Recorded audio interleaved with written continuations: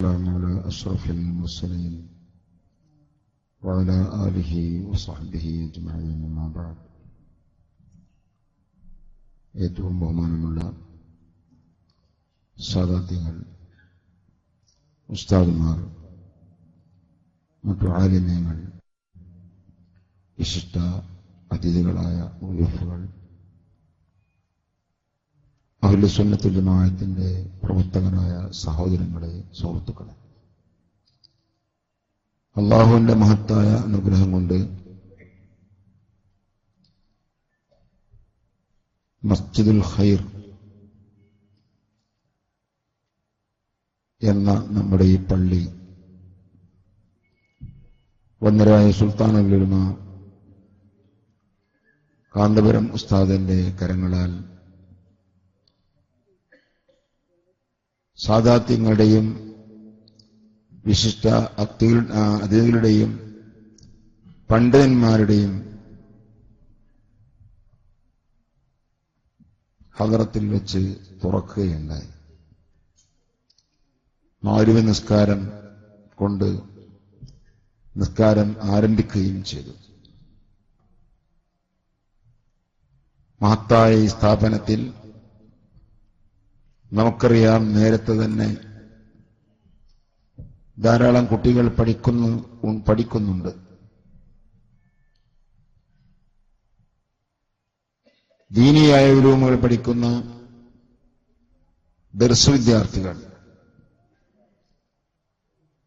എല്ലാവരും കൂടി സദാസമയത്തും അവരെ കൊണ്ട് ഈ പള്ളി ഇമാറത്തായി നിൽക്കും. അല്ലാഹു തൗഫീഖ് ചെയ്യട്ടെ. നമ്മുടെ കേരളത്തിൽ ഇസ്ലാമികമായ പ്രവർത്തനം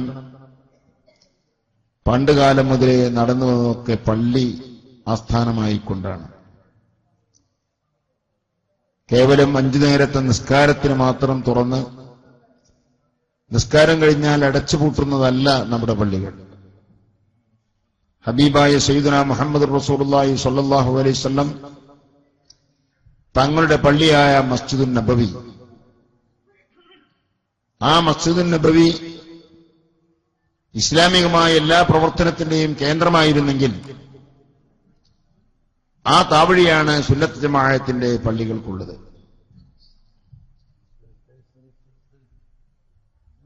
നിസ്കാരത്തിനു വേണ്ടിയും മറ്റ് ദിക്റുകൾക്ക് വേണ്ടിയും ദീനിയായ ഉലൂമിന് വേണ്ടിയും ഒക്കെ പള്ളി നാം ഉപയോഗിച്ചു വരുന്നു. പള്ളിയുടെ ഏറ്റവും വലിയൊരു ഇമാറത്ത് കൂടിയാണിത്.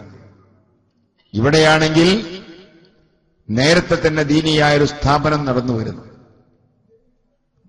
സുന്നത്ത് ജമാഅത്തിന്റെ പ്രവർത്തനം, അതിനുവേണ്ടിയുള്ള പ്രവർത്തനം, അത് നിലനിർത്താൻ ആവശ്യമായ ദീനിയായ അറിവുകൾ, ഇതെല്ലാം അനിവാര്യമാണെന്ന് പറയേണ്ടതില്ല.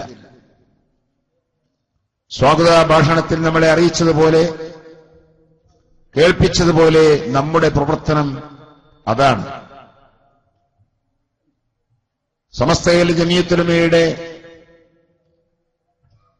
കാര്യദർശി അമരക്കാരനായ താജുൽ ഉലമ, അല്ലാഹു അവിടത്തേക്ക് ഇനിയും ദീർഘായുസ്സും ആഫിയത്തും നൽകട്ടെ. റഹ്മാനായ റബ്ബേ, എല്ലാ രോഗങ്ങളും നീ ശിഫയാക്കി കൊടുക്കണേ റഹ്മാനെ. അതേപോലെ തന്നെ മഹാനായ സുൽത്താനുൽ ഉലമ ഉസ്താദ് അവർകൾ, റഹ്മാനായ റബ്ബേ, അവിടത്തേക്കും നീ ആഫിയത്ത് നൽകണേ റഹ്മാനെ, ദീർഘായുസ്സ് നൽകണേ റഹ്മാനെ. നമ്മുടെ നേതൃത്വങ്ങളായ സാദാത്യങ്ങൾ, ഉസ്താദുമാർ, എല്ലാവർക്കും അല്ലാഹു സുബ്ഹാനഹു വ തആല ദീർഘായുസ്സും ആഫിയത്തും പ്രദാനം ചെയ്യട്ടെ. അവരുടെ നേതൃത്വത്തിൽ ഉള്ള നമ്മുടെ സംഘടനാ കുടുംബം, സമസ്ത ജമിയത്തുൽ ഉലമയും അതിന്റെ പോഷക സംഘടനകൾ ആയ സമസ്ത കേരള സുന്നി യുവജന സംഘം, വിദ്യാർത്ഥി സംഘടനയായ സുന്നി സ്റ്റുഡൻസ് ഫെഡറേഷൻ തുടങ്ങി ധാരാളം നമ്മുടെ സംഘടനകൾ, ഈ സംഘടനകളൊക്കെയും പ്രവർത്തിക്കുന്നത് ആരാലും സ്തുതിക്കപ്പെടുന്ന, കീർത്തിക്കപ്പെടുന്ന നല്ല പ്രവർത്തനങ്ങൾ. അതിലേറ്റവും പ്രധാനമാണ് വിദ്യാഭ്യാസ പ്രവർത്തനം. കേരളത്തിന് അറ്റം മുതൽ മറ്റേ അറ്റം വരെ എന്നല്ല, കേരളത്തിന് പുറത്തുള്ള ധാരാളം സ്റ്റേറ്റുകളിൽ, നമ്മുടെ ആസ്ഥാനമായ ഡൽഹിയിൽ അടക്കം നമ്മുടെ പ്രവർത്തനങ്ങൾ നടത്തുന്നതിന്റെ ഭാഗമായി ധാരാളം സ്ഥാപനങ്ങൾ അൽഹംദുലില്ലാഹ് സുമ്മ അൽഹംദുലില്ലാഹ് നമുക്ക് തുറക്കാൻ കഴിഞ്ഞിട്ടുണ്ട്. കേരളവും മറ്റ് രാജ്യങ്ങളും തമ്മിലുള്ള ഒരു വ്യത്യാസം തന്നെ, കേരളത്തിലുള്ളതുപോലെ ദീനിയായ പ്രാഥമിക വിദ്യാഭ്യാസങ്ങൾ പോലും നൽകാനുള്ള സംവിധാനങ്ങൾ ആ രാജ്യങ്ങളിലൊന്നും ഉണ്ടായിരുന്നില്ലെങ്കിൽ പതിറ്റാണ്ടുകൾക്ക് മുമ്പ് നമ്മുടെ കൊച്ചു കേരളത്തിൽ അതിന് തുടക്കം കുറിച്ച് നമ്മുടെ ഉസ്താദുമാരാണ്, നമ്മുടെ ആലിമീങ്ങളാണ്. അങ്ങനെ ഒരു മുഅ്മിനായ മുസ്ലിമായ മനുഷ്യനെ വിശ്വാസപരമായി, കർമ്മപരമായി, അതേപോലെ തന്നെ ദീനിയായുള്ള സാംസ്കാരികപരമായി ഉള്ള അറിവുകളൊക്കെ കൊടുക്കും വിധത്തിലുള്ള പാഠപദ്ധതികൾ തയ്യാർ ചെയ്തുകൊണ്ട് 10ാം ക്ലാസ് വരെയുള്ള മദ്രസകൾ നമ്മുടെ കേരളത്തിൽ ധാരാളമുണ്ട്. അതുതന്നെ മഹത്തായ സുന്നി വിദ്യാഭ്യാസ ബോർഡിന്റെ കീഴിലുള്ള മദ്രസകൾ ഇന്ന് എണ്ണി നോക്കിയാൽ കേരളത്തിൽ തന്നെ മറ്റുള്ള ഏത് മദ്രസകൾ നോക്കിയാലും അതിൽ കൂടുതൽ എണ്ണങ്ങൾ നമ്മുടെ മദ്രസകൾ വളരെ ഭംഗിയായി പ്രവർത്തിച്ച് വരുന്നുണ്ട്. മാത്രമല്ല, കേരളത്തിന് പുറത്തുള്ള സ്ഥലങ്ങളിൽ കാലങ്ങൾക്ക് മുമ്പ്, വർഷങ്ങൾക്ക് മുമ്പ് ഇങ്ങനെ പഠിക്കാനുള്ള ഒരു സംവിധാനവും ഉണ്ടായിരുന്നില്ല. ഒന്നാമത് അതിന്റെ കാരണം, കേരളത്തിലെ ആലിമീങ്ങൾ സംഘടിച്ചതുപോലെ ഒരു സംഘടിത ശക്തി അവിടെ ഉണ്ടായിരുന്നില്ല. പണ്ഡിതന്മാര് പലയിടത്തായി ചിതറി കിടക്കുന്നു. വലിയ വലിയ പണ്ഡിതന്മാരുണ്ട്. പക്ഷേ ഒരാൾക്ക് മറ്റേയാളെ അറിയില്ല, അയാൾക്ക് ഇയാളെ അറിയില്ല. അതുകൊണ്ട് തന്നെ അവർ ചേർന്നുകൊണ്ടുള്ള പ്രവർത്തനം അവിടെ നടക്കാൻ സാധിക്കാതെ പോയി. ഇന്ന് അല്ലാഹുവിന്റെ മഹത്തായ അനുഗ്രഹം കൊണ്ട്, മഹാനായ ഉസ്താദിന്റെ കഠിനമായ യത്നം കൊണ്ട് മാത്രം എന്ന് വേണം പറയാൻ, മഹാനവറുകളുടെ ആ പ്രവർത്തനത്തിന്റെ ഭാഗമായി ജംഇയ്യത്തുൽ ഉലമ തന്നെയും കേരളത്തിന് പുറത്തേക്ക് അഖിലേന്ത്യാ ജംഇയ്യത്തുൽ ഉലമ, ആ ജംഇയ്യത്തുൽ ഉലമയുടെയും ജനറൽ സെക്രട്ടറിയാണ് മഹാനായ ഉസ്താദ് അവർ. അത് കേരളത്തിന് പുറത്തുള്ള എല്ലാ സ്റ്റേറ്റുകളിൽ നിന്നുള്ള ആലിമീങ്ങളെ കൂട്ടിക്കൊണ്ടുള്ള സംഘടനയാണ്. അതിന്റെ കീഴിൽ തന്നെ വിദ്യാഭ്യാസ ബോർഡിന്റെ പ്രവർത്തനങ്ങളും അഖിലേന്ത്യാ സുന്നി വിദ്യാഭ്യാസ ബോർഡും പ്രവർത്തിക്കുന്നു. ആ പ്രവർത്തനത്തിന്റെ ഭാഗമായി ഞാൻ ഓർക്കുന്നു, ഒരു 10 കൊല്ലങ്ങൾക്ക് മുമ്പ് ഉസ്താദിന്റെ കൂടെ വടക്കേ ഇന്ത്യയിൽ ഒരു പര്യടനം നടത്തിയപ്പോൾ സുബ്ഹാനല്ലാഹ്, നമ്മുടെ രാജ്യത്ത് പഴയ കാലങ്ങളിൽ നാം കേട്ടുപോന്നിരുന്ന മദ്രസ സംവിധാനങ്ങൾ, മദ്രസ ഓത്തുപള്ളി സിസ്റ്റം, ആ ഓത്തുപള്ളിയും നമ്മുടെ രാജ്യത്ത് കാര്യക്ഷമമായി പ്രവർത്തിച്ചിരുന്നു. എന്നാൽ അവിടെ കണ്ടത് അങ്ങനെയുമല്ല. വല്ല മാവിന്റെ ചോട്ടിലോ അല്ലെങ്കിൽ അതുപോലെയുള്ള വൃക്ഷത്തിന് ചോട്ടിലോ അല്ലെങ്കിൽ പള്ളിയോട് ചേർന്ന് ഓല കൊണ്ട് വേഞ്ചു കെട്ടിയുണ്ടാക്കിയ ഒരു കൂടാരത്തിലോ 10ഓ 20ഓ വരുന്ന കുട്ടികളെ പഠിപ്പിക്കുന്ന കാഴ്ചയാണ്. ആ കുട്ടികൾക്ക് എന്താണ് പഠിപ്പിക്കുന്നത് ചോദിച്ചാൽ ദീനിയായ പാഠങ്ങളൊന്നും അതിലില്ല. ഖുർആൻ ഓതാൻ പഠിച്ചാൽ അത് തന്നെ വലിയ പഠനമാണ്.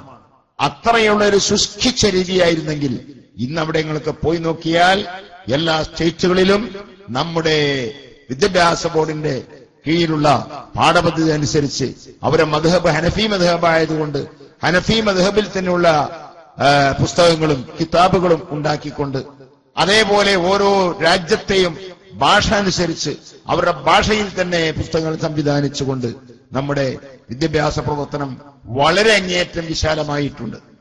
വിമർശിക്കുന്നവർ, ആരോപിക്കുന്നവർ ഖിയാമത്ത് നാൾ വരെ ആരോപിച്ചുകൊണ്ടിരിക്കും, ആക്ഷേപിച്ചുകൊണ്ടിരിക്കും. അവരുടെ അമല് തന്നെ അതാണ്. നാം അതിലേക്ക് തിരിയേണ്ടതില്ല. അക്രമ പ്രവർത്തനങ്ങളും അനീതി പ്രവർത്തനങ്ങളും തോന്നിവാസങ്ങൾ പറയലും ഇതൊന്നും നമ്മുടെ പ്രവർത്തനമല്ല. നേരത്തെ സ്വാഗതത്തിൽ അംസം ഉസ്താദ് പറഞ്ഞതുപോലെ നമ്മുടെ പ്രവർത്തനം നല്ല പ്രവർത്തനമാണ്. എല്ലാത്തിന്റെയും മറുപടി. ഒന്നിനും നാവുകൊണ്ട് മറുപടി പറയലോ അല്ലെങ്കിൽ ചീത്ത വിളിക്കലോ അതൊന്നും നമ്മുടെ പരിപാടിയല്ല.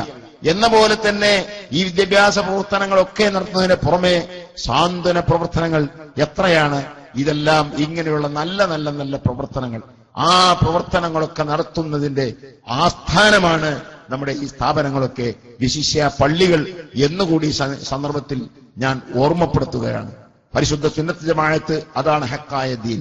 ബാക്കിയുള്ളതെല്ലാം ബിദ്അത്തുകൾ ആണ്. ആ ബിദ്അഈ കക്ഷികൾക്ക് ഇവിടെ ഒരു പാരമ്പര്യമോ ഒരു അടിസ്ഥാനമോ ഇല്ല. ഇസ്ലാം കേരളത്തിൽ വന്ന കാലം മുതൽ 1300 വർഷങ്ങൾ വരെ ഈ പുത്തനാശയക്കാർ ഒന്നും കേരളത്തിൽ വന്നിട്ടില്ല. ഹബീബായ നബി സല്ലല്ലാഹു അലൈഹി വസല്ലം തങ്ങളുടെ കാലത്ത് തന്നെ ഇസ്ലാം കേരളത്തിൽ എത്തിയിട്ടുണ്ട് എന്നാണ് ചരിത്രം രേഖപ്പെടുത്തുന്നത്. അതനുസരിച്ച് 10-13 നൂറ്റാണ്ട് കാലം ഇവിടെ നമ്മുടെ മുൻഗാമികൾ ഉൾക്കൊണ്ട ആ ദീന് അത് സുന്നത്ത് ജമാഅത്ത് മാത്രമാണ്. അതിന്റെ പിന്നിൽ അടിയുറച്ച് നാം നിൽക്കണം. അതിന് നമുക്ക് സാധ്യമാകണമെങ്കിൽ നമ്മുടെ നേതൃത്വം കളങ്കമറ്റ നമ്മുടെ ആലിമീങ്ങൾ അവരായിരിക്കണം. സമസ്ത കേരള ജംഇയ്യത്തുൽ ഉലമ ഒരു കാലത്ത് രൂപം കൊണ്ടത് എന്തിനു വേണ്ടിയാണ്? ഇങ്ങനെയുള്ള അലപരാധികളൊക്കെ കടന്നു വന്നപ്പോ അതൊന്നും ശരിയല്ലെന്നും അതൊന്നും ഇസ്ലാമല്ലെന്നും, ഇസ്ലാമില് കടത്തിക്കൂട്ടുകയോ അല്ലെങ്കിൽ വെട്ടിച്ചുരുക്കുകയോ ചെയ്ത പ്രസ്ഥാനങ്ങൾ, അതാണല്ലോ ബിദ്അത്ത് എന്ന് പറഞ്ഞാൽ. കൂട്ടിക്കടത്തലും ചുരുക്കലും വെട്ടിച്ചുരുക്കലും രണ്ടും ബിദ്അത്തിന്റെ പരിധിയിൽപ്പെടും. അതല്ല യഥാർത്ഥ ദീൻ എന്ന് പറഞ്ഞാൽ സുന്നത്ത് ജമാഅത്താണ്. അത് ഹക്കായ ദീൻ, നബി സല്ലല്ലാഹു അലൈഹി വസല്ലം തങ്ങൾക്ക് അല്ലാഹു അവതരിപ്പിച്ച ആ ദീൻ അതേപോലെ വിശ്വസ്തരായ സ്വഹാബത്തിന്റെ കയ്യിലേക്ക് ഏൽപ്പിച്ചുവെങ്കിൽ അവർ അതുപോലെയുള്ള വിശ്വസ്തരായ താബിഈങ്ങളുടെ കയ്യിലേക്കും, അങ്ങനെ ഖിയാമത്ത് നാൾ വരെ വിശ്വസ്തരിലൂടെ മാത്രം ഇങ്ങനെ കൈമാറിപ്പോരുന്ന ആ പരിശുദ്ധ ദീൻ, അത് മാത്രമേ ഇവിടെ ശരിയായതുള്ളൂ. ബാക്കി പുതിയതായി വന്നതൊക്കെ ബാത്തിലാണ്, അതൊന്നും സത്യമല്ല, അസത്യമാണ് എന്ന് മനസ്സിലാക്കി കൊടുക്കാൻ വേണ്ടി, അതിനുവേണ്ടി ഇവിടെ പ്രവർത്തിക്കുന്നതിന് വേണ്ടി ഉള്ള ഒരു സംഘടനയാണ് സമസ്ത ജംഇയ്യത്തുൽ ഉലമ. ആ സമസ്തക്ക് അന്ന് നേതൃത്വം കൊടുത്ത മഹാനായ വരക്കൽ മുല്ലക്കോയത്തങ്ങൾ നബ്ബറല്ലാഹു മർക്കദ, അതേപോലെ തന്നെ പാങ്ങിൽ അഹമ്മദ് കുട്ടി മുസ്ലിയാർ നബ്ബറല്ലാഹു മർക്കദ, അവർ ഏതൊരു ആദർശത്തിനു വേണ്ടി ആശയത്തിനു വേണ്ടി നേതൃത്വം കൊടുത്തുവോ ആ നേതൃത്വം ഇന്ന് നമുക്ക് നൽകുന്നത് യാതൊരു സംശയവും വേണ്ട മഹാനായ താജുൽ ഉലമ തങ്ങളവറുകളും ബഹുമാനപ്പെട്ട വന്യരായ ഉസ്താദ് അവറുകളും അവരെ കൂടെയുള്ള ആലിമ്യങ്ങളുമാണ്. ബാക്കി ഞങ്ങളാണ് അതിന്റെ ആളുകൾ എന്ന് പറയുന്നവർ ചീത്ത വിളിക്കുന്നു, അതുപോലെ അക്രമ പ്രവർത്തനങ്ങൾക്ക് നേതൃത്വം കൊടുക്കുന്നു, അനീതികൾ ചെയ്തുകൊണ്ടിരിക്കുന്നു. ഇതിനൊന്നും നമുക്ക് മറുപടി പറയേണ്ട ആവശ്യമില്ല. വേർതിരിച്ച് മനസ്സിലാക്കാനാണ് ഞാൻ ഇക്കാര്യം ഓർമ്മപ്പെടുത്തിയത്. അതുകൊണ്ട് സത്യത്തിന്റെ കൂടെ ഉറച്ചു നിന്ന് അതിനുവേണ്ടി നമ്മുടെ മരണം വരെ പ്രവർത്തിക്കണം. അതിന് അല്ലാഹു തൗഫീഖ് നൽകട്ടെ എന്ന് ദുആ ചെയ്ത് ഞാൻ നിർത്തുകയാണ്. നമ്മുടെ ഒരുപാട് സമ്മേളനങ്ങൾ ഈ സമയത്ത് വരാൻ പോകുന്നുണ്ട്. ബഹുമാനപ്പെട്ട കൂറ്റമ്പാറ ഉസ്താദിന്റെ മജ്മഅന്റെ സമ്മേളനം 4-ാം തീയതി നടക്കാൻ പോകുന്നു, ജനുവരി. അത് കഴിഞ്ഞ് ഇൻഷാ അല്ലാഹ് 10-ാം തീയതി പൊതായിയിൽ, നമുക്കറിയാലോ പുത്തനാശയക്കാരുടെ കേന്ദ്രമാണ്, അവിടെ ബഹുമാനപ്പെട്ട സമസ്ത കേരള സുന്നി യുവന സംഘത്തിന്റെ ജനറൽ സെക്രട്ടറി പേരോട് അബ്ദുറഹ്മാൻ സഖാഫിയുടെ പ്രൗഢമായ പ്രസംഗം 4-ാം തീയതി വെള്ളിയാഴ്ച നടക്കുന്നു. 4 മണിക്ക് ആരംഭിക്കുന്ന റാലിയുമുണ്ട്. എല്ലാം വിജയിപ്പിക്കണം, അതിലൊക്കെ പങ്കെടുക്കണം എന്ന് ഓർമ്മപ്പെടുത്തുന്നു. അതേപോലെ ജാമിയ ഹിക്കമിയുടെ കീഴിലായി ബഹുമാനപ്പെട്ട ഉസ്താദിന്റെ സുൽത്താനുൽ ഉലമ ഉസ്താദ് അവരുടെ മദ്ഹുർ റസൂൽ പ്രഭാഷണം ഇൻഷാ അല്ലാഹ് ഫെബ്രുവരി 1-ാം തീയതി അതും നടക്കുന്നു. അതും അതിവിപുലമായ നിലക്ക് നടത്താൻ ഉദ്ദേശിക്കുന്നു.